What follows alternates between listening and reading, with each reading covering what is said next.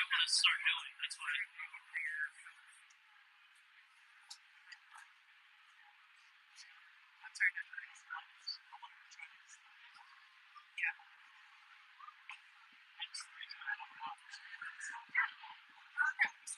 But I know I've heard people talk about rubber monkeys, but I like the milk. The dairy milk. They're so candy.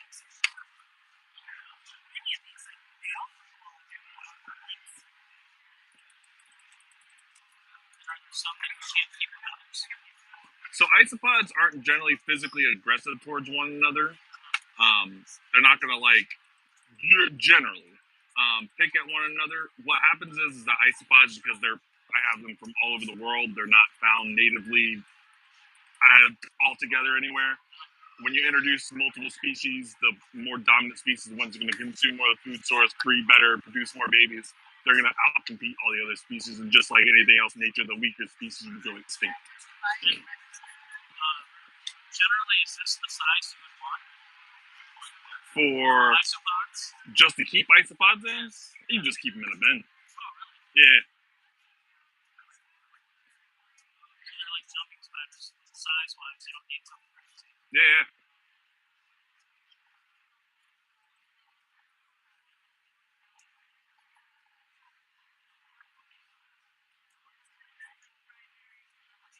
This being considered a vivarium, maybe? Currently, it'll probably be more considered a terrarium because I'm not putting a main inhabitant in it. Once a main inhabitant, like your gecko or ball python or whatever goes in it, then it starts becoming a vivarium. Before that, it's, I guess, technically a terrarium.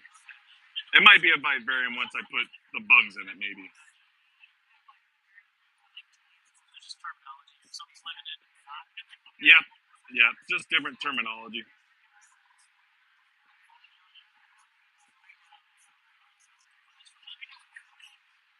I cannot get this camera. I don't want it to save my life. I think that's about right now. I want one of these just for I think that's about right now.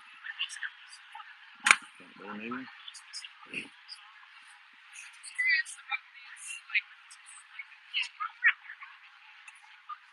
Sure.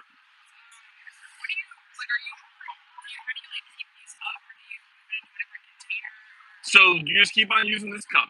This cup is how you can keep on producing springtails. I've had customers have these cups going for a couple years, but they don't all last at the same rate. Some point in time, the whole culture just crashes. They all die. But it's definitely a long-term solution to keep. So what you'll do is I'm starting to go through these probably about every 2 to 4 weeks. But usually I tell people like every 2 weeks. But you don't have to be super on top of it. Just about every 2 to 4 weeks, go through it. Give a little flap on the lid, especially when it's really full. They'll be up on the lid. And it's just rice I'm putting there. This is a calcium-bearing clay substrate, so just kind of keep it moist. Spritz a little bit if it needs a little bit more moisture.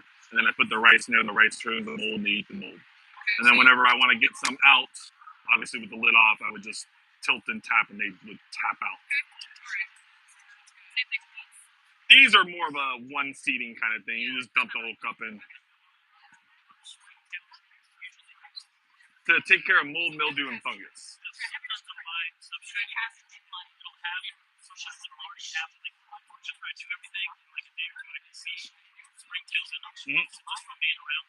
Springtails happen. So they're kind of like fall in the realm of like dust mites almost. It's like when we go outside and we're out in the garden, we're doing whatever, there's springtails everywhere. All kinds of different species of springtails. And they're on us a lot of times and we don't even realize it. So we bring them in with us. Oh yeah, they're totally harmless. A lot of people think end up thinking they're snake mites. That's what I thought. Springtails. They said they help. Yep, nope, they're definitely really, really good for the setup. All right, everybody, we're trying to get this terrarium going. How's everybody doing tonight or today, this afternoon? How you doing, folks? Josh here, and yeah, we're at Repticon Orlando. About to do a bioactive setup here. Got a Exoterra 12x12x18. I gotta tell y'all though, this thing is starting to become a bit of a dinosaur. Exoterra recently redesigned their whole entire enclosure. This is one of the original enclosure setups. I don't like the new design, unfortunately. So I'm kind of hoarding any of these I find. But yeah, basically I'm gonna turn this into a setup. It's gonna be something that's gonna be appropriate for like a crested gecko, be good for like a gargoyle gecko. Maybe if you wanted something more long term, a bigger size would be good. But this is a 12x12x18 Exoterra setup, and yeah, let's go ahead and get started. So for those who don't know, one way that makes it really, really easy to work on these, especially if you're really trying to put forth a lot of effort, where you're wanting to do a whole spray foam background and make it really nice and decorative, kind of like the ones we have over here. It's a lot easier to take the doors off of these things, and it's so simple. All you want to do is kind of push down on here, and you're going to lift up. There's just little pegs that lock these doors in place. So you push down, lift up, pops right out, top and bottom. Makes it super simple to work on these setups.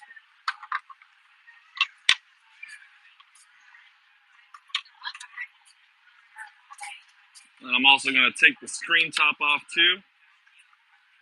It'll make it easy for me to get in there with all the hardscape I have. Really get it arranged around well.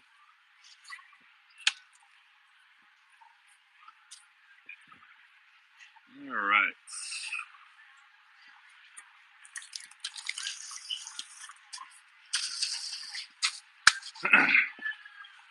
First, we're going to start off with a drainage layer, and for that, we're going to use clay balls, Leica.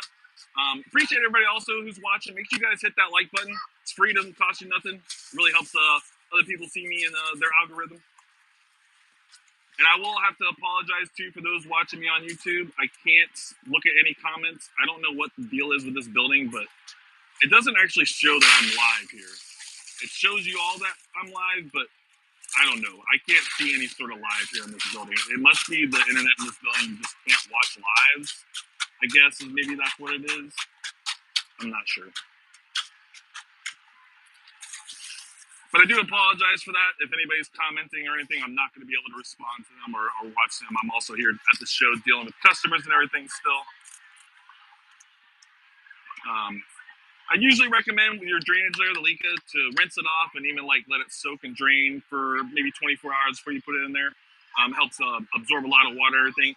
Again, I'm here at the show. I'm very limited on the stuff I can do. I definitely don't have time to the days it takes to do a really intense background with the spray foam and everything. That's a lot of processes that you have to do to get that done. Again, I'm very limited at the show. But I'm going to go ahead and spray it down a little bit. That'll help kind of get the moisture going down here in the drainage layer.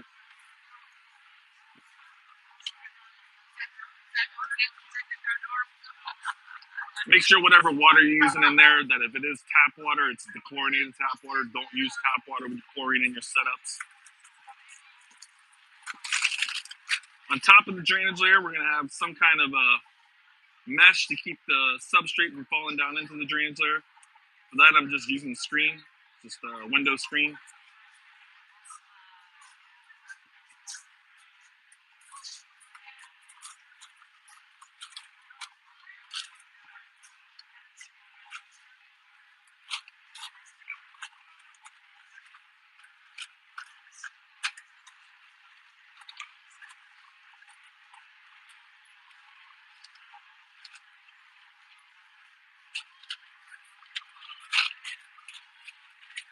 Whenever you do your screen, you want it to be a little bigger than your setup. You kind of want it to go up the sides a little bit. You don't want it to just be exactly the size of your base. Otherwise, you'll end up on the edges of a lot of dirt and stuff will fall down.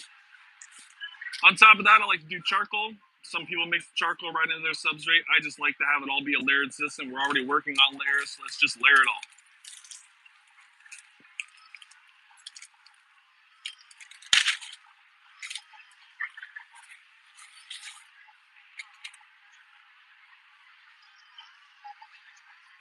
This is a hardwood charcoal.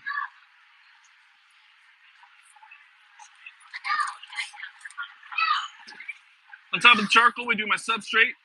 For me, I separate it in the bag like this because I think it makes it look fancy, but I'd obviously mix this up. I'd even hydrate a little bit. Generally, I'm going to again do that on like another container outside of this so I can get it all mixed up and hydrated really well. But we're limited here at the show. So we're just going to go ahead and mix it right up into the setup.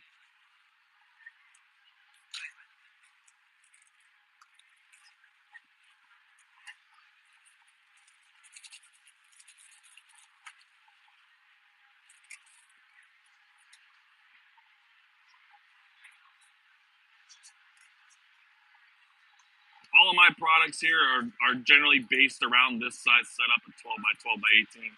So pretty much anything that you would get from me to do a bioactive setup, if you have this size setup, it would just be one bag of everything.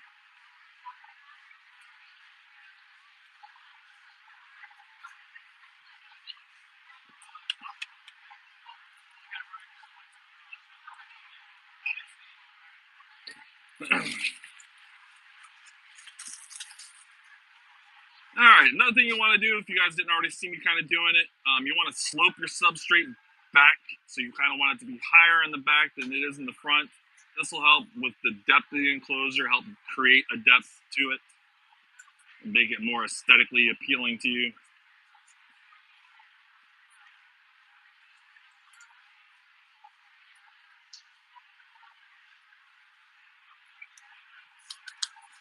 All right. I'm gonna do some leaves now. We're gonna mix a little bit into the substrate, and then I'm gonna just kind of sprinkle some on top.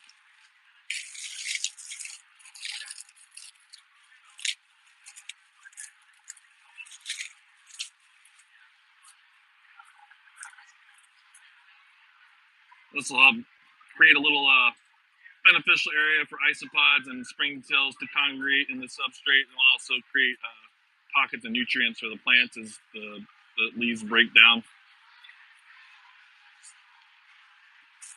Help keep this substrate a little more aerated as well.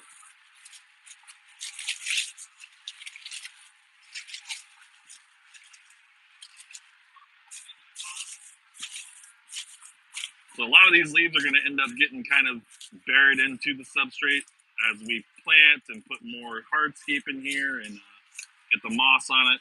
It won't be this big bunch of mush as you see it there, all fluffy like that. All right.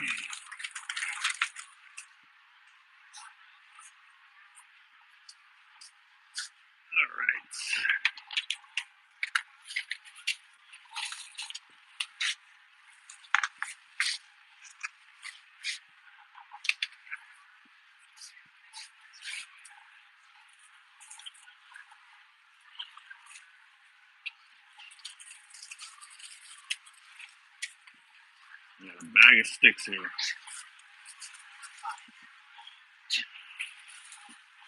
A bag of different sticks here that I need to get all out.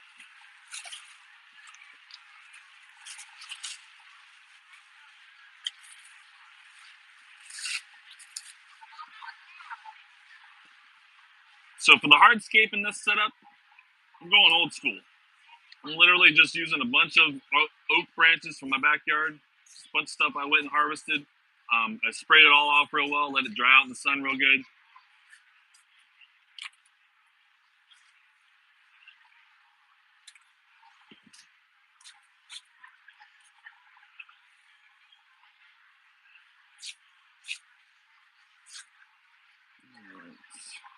Trying to decide if I want to do plants first, because I feel like the way I want to do all these branches, it's going to start becoming difficult to plant everything. Maybe I'll plant a few things first. Get a couple branches in and plant as I go. And put the branches in around the plants. Kind of like those ideas. Let me find the one that I wanted to start with here. There it is.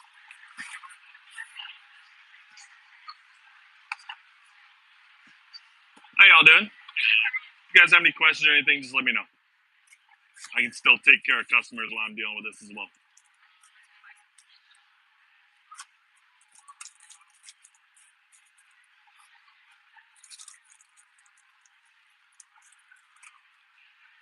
So I'm just gonna kind of wedge it in here.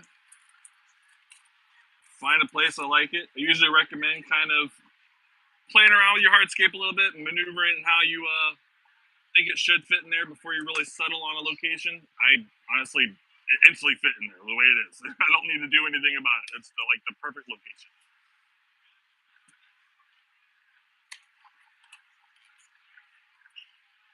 That thing's wedging there real good too. I like that. All right. We're already packing down some of these leaves. Give them a little spray as well. That'll help moisten them up and help pack them down a little bit more. Be a good time to give the setup a little moisture and get the dirt a little more moist.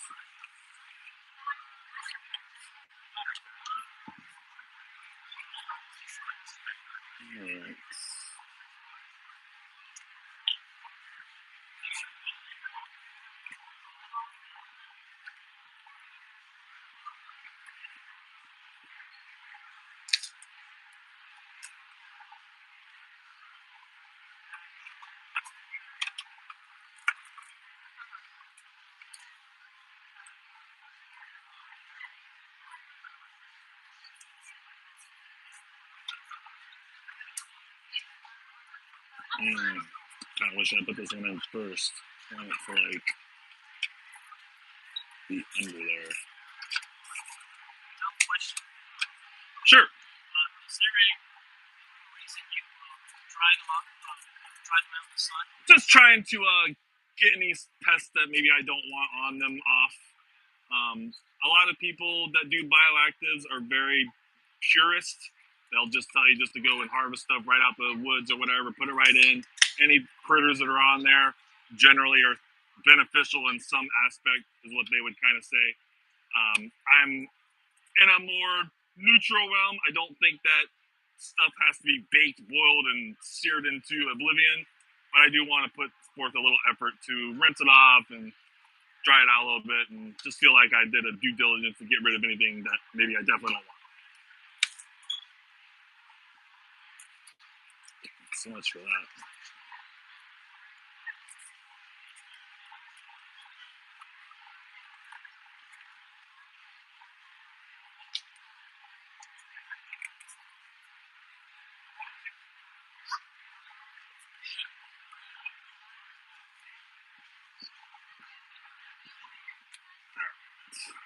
This big boy in here.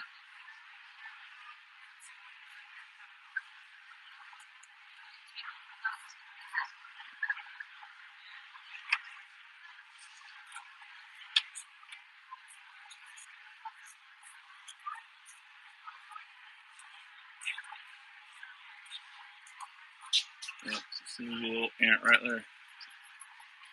Little black carpenter ant.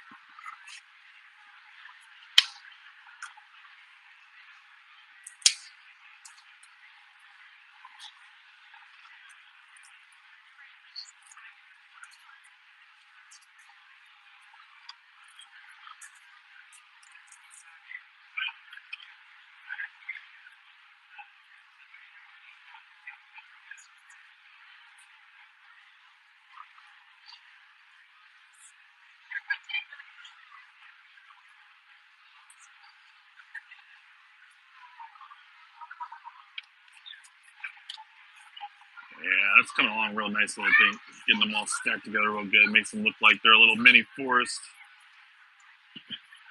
Got all that nice leaching on there. Looks great.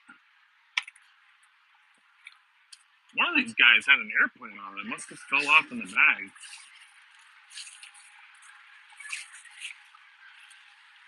Yep, there it is. Shame. Little air plant. We'll put him back in there.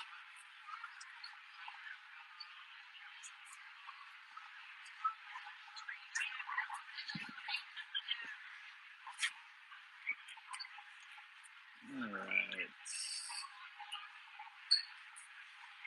I feel like there's still a little something missing on the right side.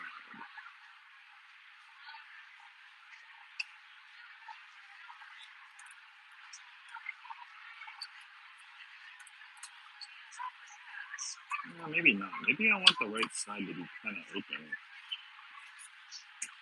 I think we'll get some plants in. Maybe we'll put some more branches in once we get some plants in. I think I like that idea. All right, you got a few different options. Got a bunch of potted stuff that I just picked up from one of the other vendors here. And then I got a bunch of clippings I brought from the house. My own clippings.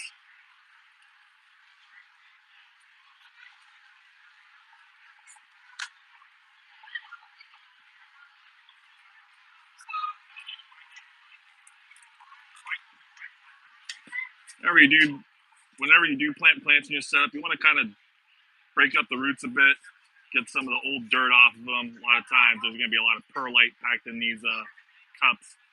Perlite's mostly safe. You just don't want to have a whole lot of it in your setup. So I just kind of try and get as much off as I can, expose most of the roots, get a lot of the dirt off. You never know what was all in that dirt. I want this guy. He's there, I think.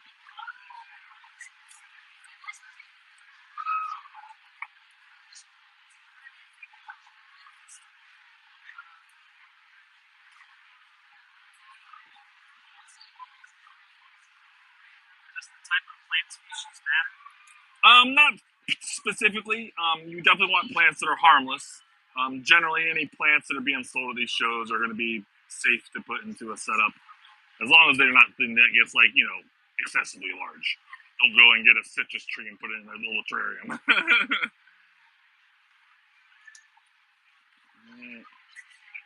So this guy was cool. He had a double banger in it.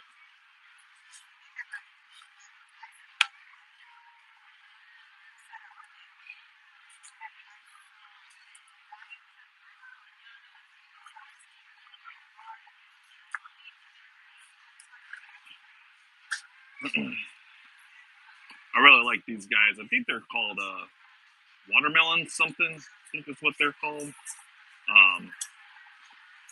They branch up really, really well. They vine up really well. One of my more favorite plants I actually like to use. Usually I get in here with tweezers. I got some long tweezers at the house. I'd get in here and really insert these in the substrate real easily. But I never end up bringing them to the shows. I always forget.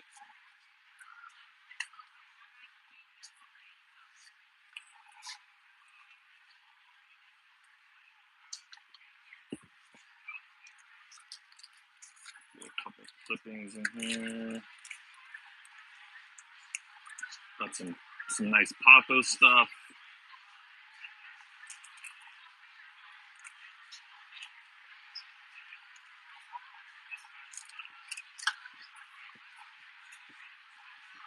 These all are clippings. Usually a lot of plants, you can almost just clip them and they'll start rooting pretty much with the pothos and stuff. These are our little roots. So you want to kind of try and clip them to where they have some of those exposed so you can root them in.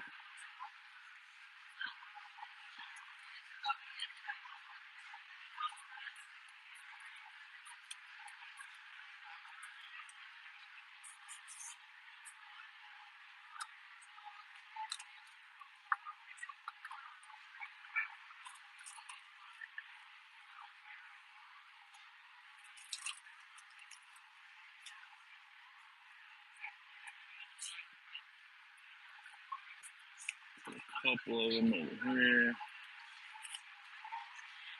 I'll help hold it on, branch a little more.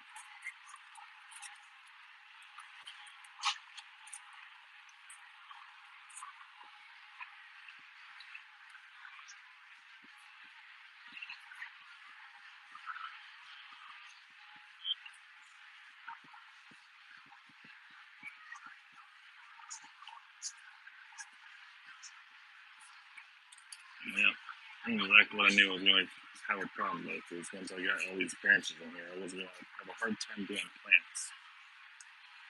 That's okay. We'll figure out how to get my big mitts in there and finagle it all around.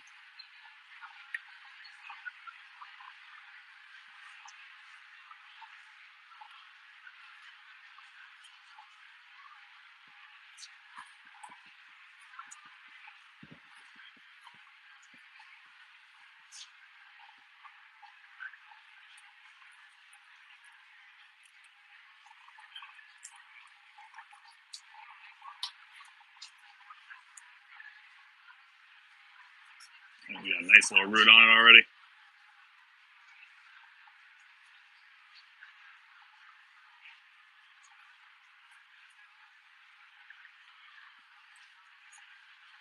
And some of your plants, regardless of what you do, no matter where you plant them, how you plant them, they're just gonna not work out. All new terrariums go through what we call a melting phase. Pretty much that first month, there's a time frame where plants can just literally melt away. It's probably nothing really necessarily you did wrong. They just weren't happy for a multitude of different reasons. Maybe the neighboring plant was not friendly. They weren't getting the proper lighting. Something was wrong with just the plant itself before you got it. A lot of different reasons. Usually it's nothing that anybody did wrong though.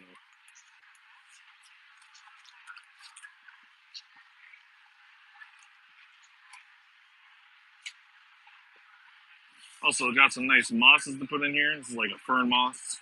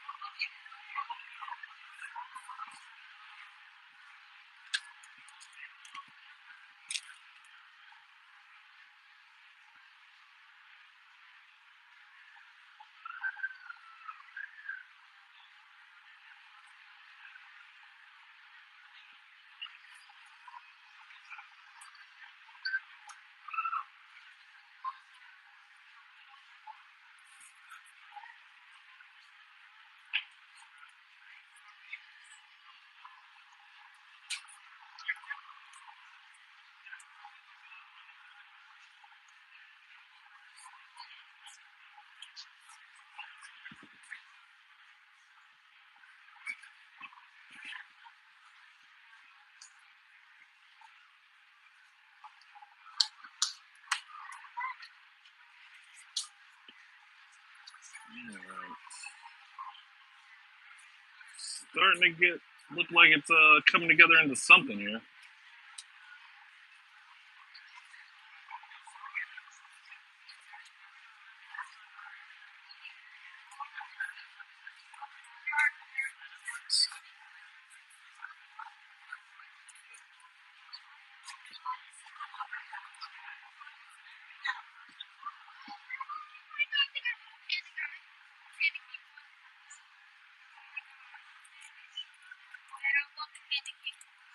Oh yeah, they're cool.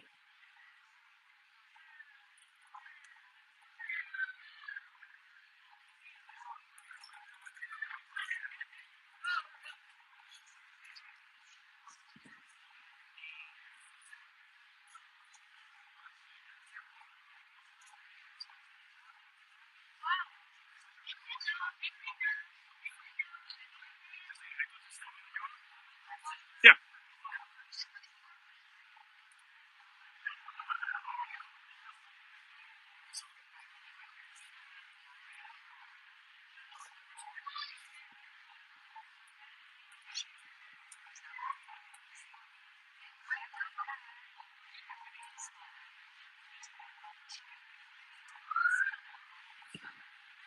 Alright.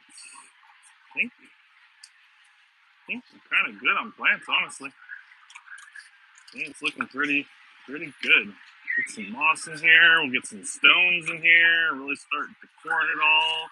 Get some seed pods in here. Why not? Let's go ahead and throw the springtails in there.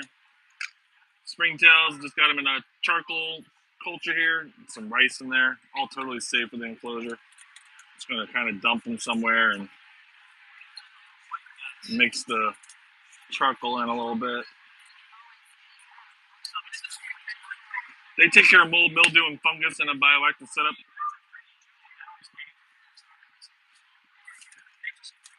Alright, what's the seed pods? Mold, mildew, and fungus. Yeah. $5, yep.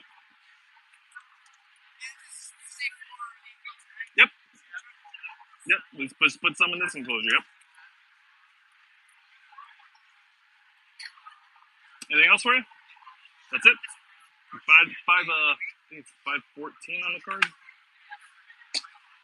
Be right back, chat. Just gotta go and run a card. Sorry about that, y'all. I'm sure it'll happen again, though. Surprised it hasn't happened already. All right, we got some stones. I've got some Texas limestone. I've got some Caribbean limestone. Not that they'll really be found in the same areas, but hey, we'll mix them in there anyways. This is for decor.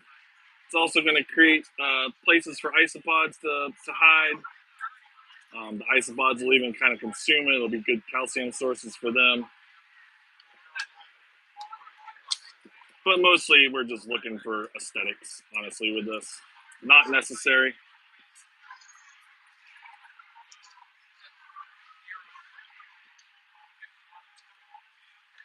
You know, when you go outside, you got stones outside. It's not just all dirt and leaves. There's other things on the ground. We're trying to replicate nature over here.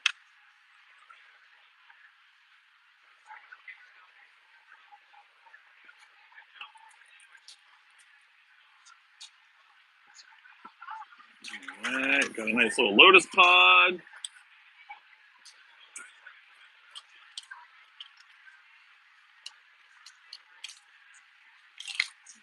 That one kind of stuffed in there. Then I've got a lot of other little seed pods we're just gonna toss in. Bunch of little goodies.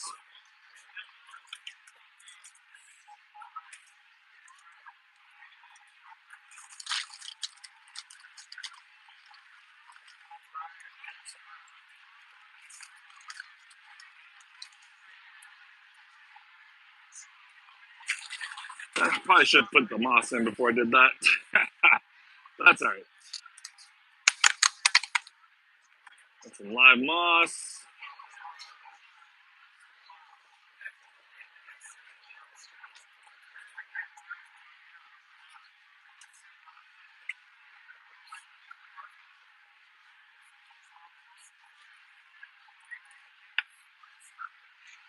Find that yourself, or do you grow your own? I used to go and get my own moss. I used to go and harvest it, but I haven't done that in a long time. This is stuff I just picked up from one of the other vendors here.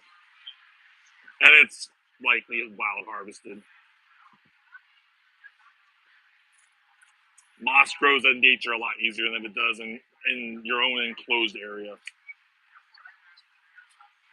Is there any specific thing you have to do to it? So whenever I would go and harvest moss, I would rinse it off really, really well.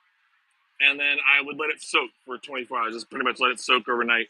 And then rinse it off again, and it would be safe. Completely submerged? Yeah. Yeah, usually I would, because it'll float a little bit. So I'd like put a container on top of the container they're in to keep them submerged down, or otherwise it'll just float on the surface.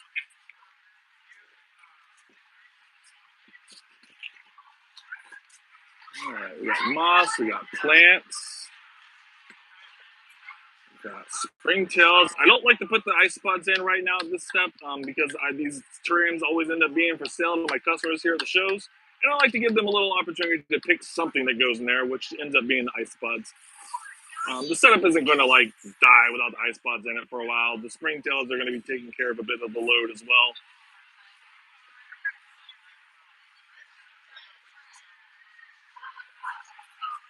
Now I'm just kind of hosing it all down real good, getting everything really wet. These next few days of water and moisture is definitely crucial for the setup.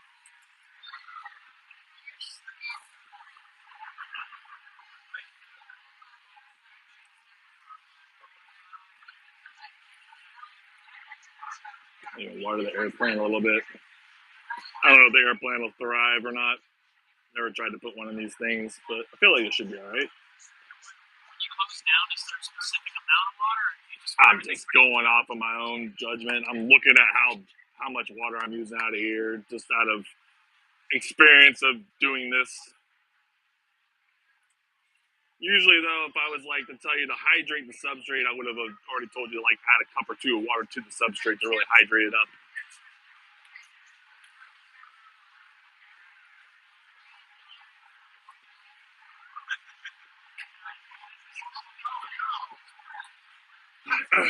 All right. springtails, we got plants, we got no isopods, we got moss, we got hardscape, we got rocks. Maybe we can still get a couple more twigs in here. Yeah, I don't know. Just doesn't look like, still looks naked a little bit, I think. Maybe not. Maybe not. Maybe it's good the way it is.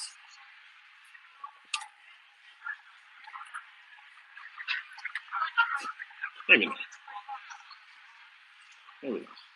Maybe it's good the way it is. Have a little open area over there. Be a good spot for you to put like a Crested gecko feeding dish or something, right? I think so.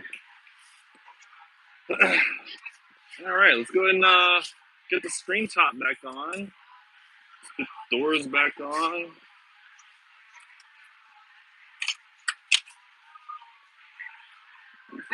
Screen, kind of keep that one side wedged down a little bit.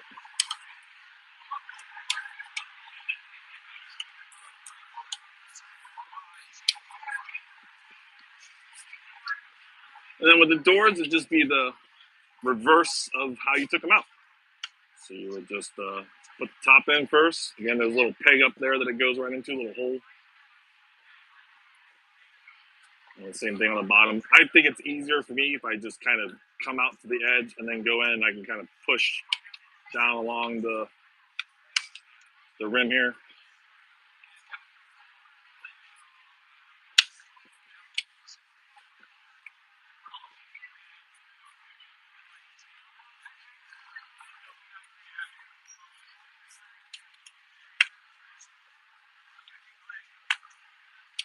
All right. That'll be it, everybody. One terrarium done. Bioactive setup. Like I said, this would be appropriate for something like a crested gecko, gargoyle gecko, some sort of frog, nice little tree frog, a white frog or a dumpy frog. About the only thing I would include to add to this if I was doing like a crested gecko or a gargoyle gecko would be like some sort of suction cup or magnet feeding dish or something to be up high.